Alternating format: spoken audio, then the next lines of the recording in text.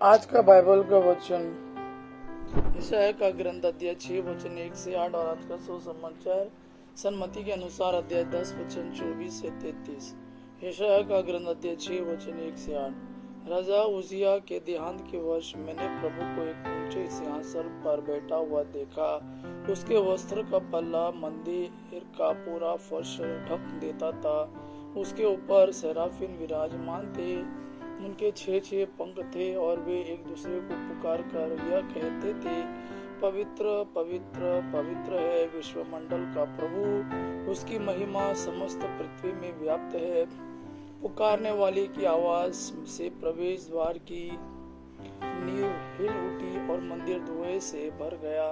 मैंने कहा, हाय हाय, मैं नष्ट हुआ, क्योंकि मैं तो अशुद्ध होठों वाला मनुष्य हूँ। अशुद्ध होठों वाले मनुष्य के बीच रहता हूँ और मैंने विश्वमंडल के प्रभु राजाधिराज को अपनी आंखों से देखा है। एक सराफिन उड़कर मेरे पास आया। उसके हाथ में एक अंगार था जिसे उसने चिमटे से वेदी पर ले लिया था। उससे मेरा मुंह छूकर उसने कहा, देखिए, अंगार ने आपके होठों का स्पर्श किया है, आपका पाप दूर हो गया है और आपका अधर्म मिट गया है। तब मुझे प्रभु की वाणी यह कहते हुए सुनाई पड़ी, मैं किसे भेजूं, हमारा संदेह वहाँ कौन होगा? और मैंने उत्तर दिया, मैं प्रस्तुत हूँ, मुझको भेज। आज का सुसमाचार सन्मति के अनुसार अध्याय 10 वचन 24 से 33। यीशु ने अपने प्रेरितों से यह कहा, न शिष्य गुरु से बड़ा होता है और न सेवक अपने स्वामी से।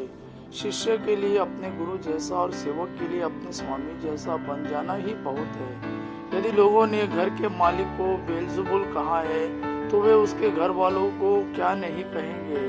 इसलिए उनसे नहीं डरो। ऐसा कुछ भी गुप्त नहीं है जो प्रकाश में नहीं लाया जाएगा, और ऐसा कुछ भी छिपा हुआ नहीं है जो प्रकट नहीं किया जाएगा। मैं जो कुछ तुमसे अंधेरे में कहता हूँ, उसे तुम उजाले में सुनाओ। जो तुम्हें फुसफुसाहटों में कहा जाता है, उसे तुम पुकार पुकार कर कह दो।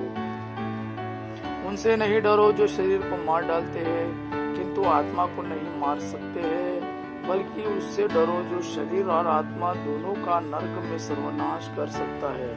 क्या एक पैसे में 2 गरैया नहीं बिकते? फिर भी तुम्हारे पिता के अनजान में उनमें से एक भी धरती पर नहीं गिरती। हाँ, तुम्हारे सिर का बाल बाल गिना हुआ है, इसलिए नहीं डरो, तुम बहुतेरी गौरैयाओं से बढ़कर हो। जो मुझे मनुष्यों के बीच स्वीकार करेगा, उसे मैं भी अपने स्वर्गिक पिता के सामने स्वीकार करूंगा, और जो मुझे मनुष्यों के सामने अस्वीकार करेगा, उसे मैं भी अपने स्वर्गीय पिता के सामने अस्वीकार करूंगा।